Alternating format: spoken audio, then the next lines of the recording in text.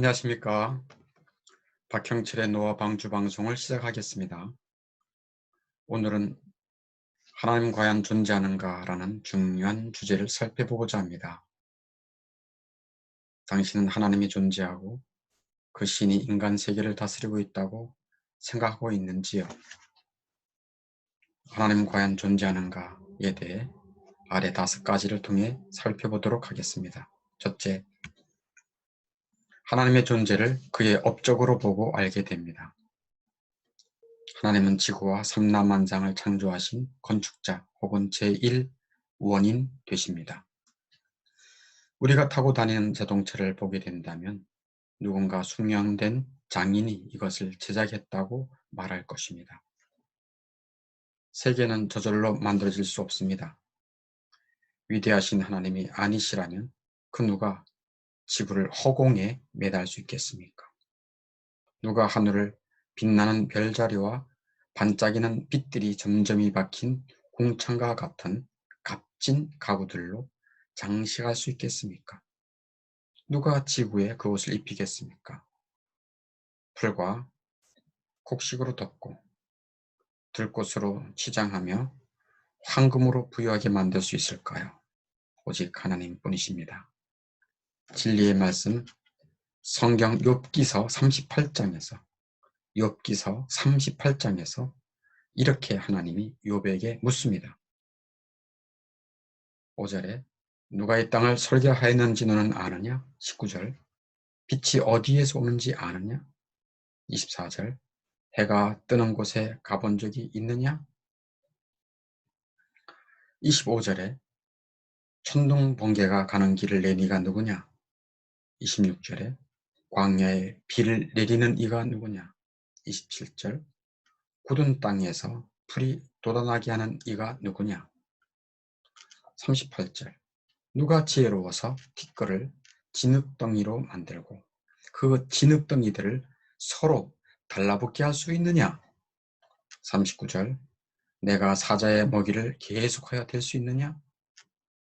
오직 하나님만이 이 모든 만물을 지혜롭게 명령하고 운행하고 통치하십니다. 만일 어떤 사람이 해외에 나가서 웅장한 건축물을 보게 된다면 그는 그것이 저절로 지어졌다고 생각하지 않을 것입니다. 위와 같이 파리의 에펠탑, 이것은 어떻게 생겼습니까? 어떤 위대한 건축가가 설계하고 건축했습니다. 세상 만물을 하나님이 만들지 않았다고 가정하는 것은 마치 오묘한 풍경화를 화가의 손을 빌리지 않고서도 붓이 저절로 그려낼 수 있다고 생각하는 것과 같습니다. 그러므로 하나님의 존재를 그의 업적으로 보고 알게 됩니다. 둘째, 우리의 양심에 비추어 하나님의 존재를 알 수 있습니다. 양심은 하나님의 대리자입니다. 양심은 하나님의 증인입니다. 비록 우리에게 하나님의 존재를 가르쳐줄 성경이 없다고 해도 양심이 그같이 할 것입니다. 어떤 사람이 선하게 행동하고 정직하게 생활하며 황금률을 준수하여 자기가 대접받고자 하는 대로 남을 대접한다면 양심은 이것을 승인하고 잘했소 하고 말할 것입니다. 꿀벌처럼 양심은 달콤한 꿀을 제공해 줍니다. 그러나 양심에 반하여 범죄할 경우 양심은 그 인간의 얼굴에 불을 내뱉고 수치와 공포로 가득 채웁니다. 하나님에 대한 생각과 그의 법정에 서게 되리라는 생각이 없다면 무엇이 인간의 양심을 그토록 고뇌하게 만들 수 있겠습니까? 인간의 법 위에 있는 자들도 그들 자신의 양심의 통제 아래 놓여 있습니다. 아기는 죽을 때가 가까워질수록 더욱 공포심에 사로잡힌다는 사실을 관찰할 수 있습니다. 이것은 임박한 심판에 대한 두려움에서 나온 것입니다. 사람의 영혼은 자신의 불멸성을 감지하고는 영원하신 하나님 앞에서 떠는 것입니다. 그러므로 우리 양심에 비추어 하나님의 존재를 알 수 있습니다.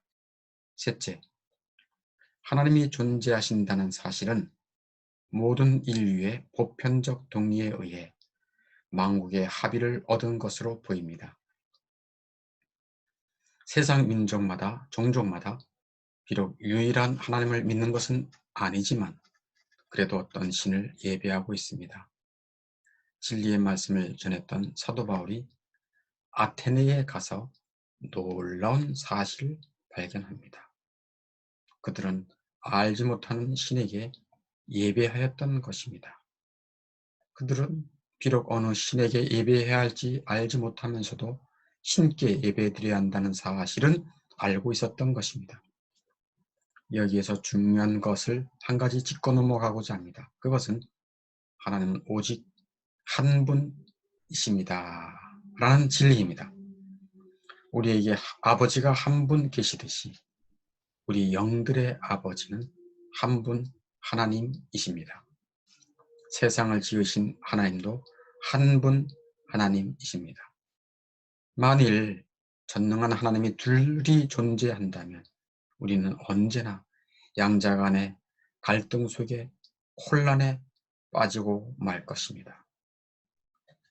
진리의 말씀 성경에서 하나님은 오직 한 하나님만 있다고 증언합니다.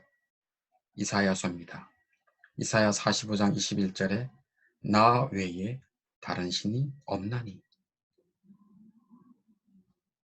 나는 처음이요 마지막이라 나 외에 다른 신이 없느니라 라고 이사야 44장 6절에서 말씀하고 있습니다.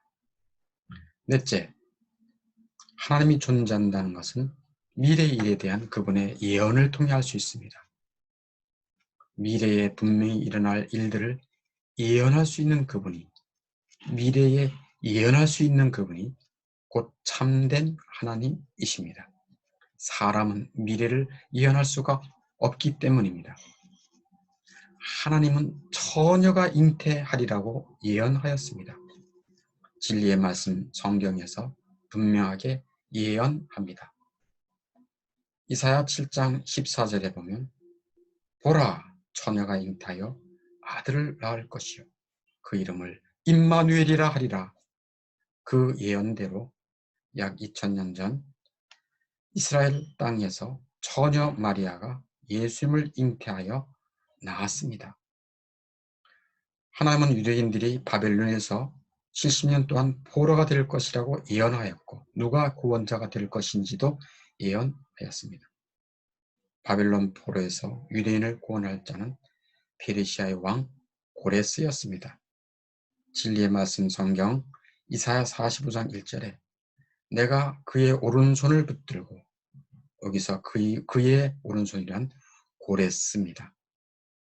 내가 그의 오른손을 붙들고 그 앞에 열국을 항복하게 하며.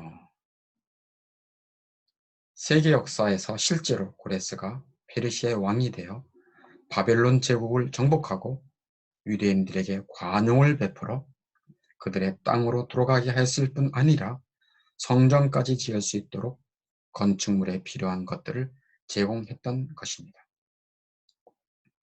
다섯째, 하나님이 존재한다는 것은 그의 무한한 능력과 주권을 보고 알 수 있습니다.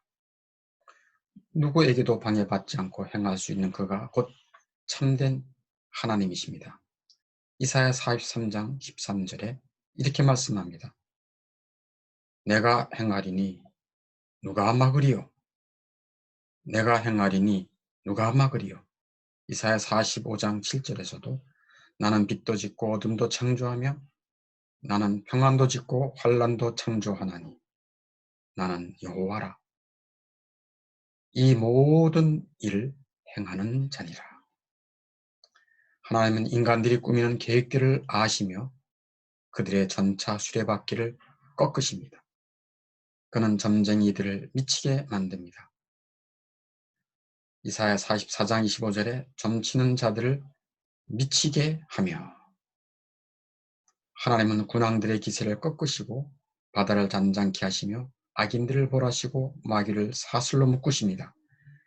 그는 그가 선하신 뜻대로 행하시고 뜻하는 바를 이루십니다. 무한한 능력을 가지신 선하신 하나님이 존재한다면 세상이 왜 이렇게 고통과 불행과 불륜과 불공평함이 가득합니까?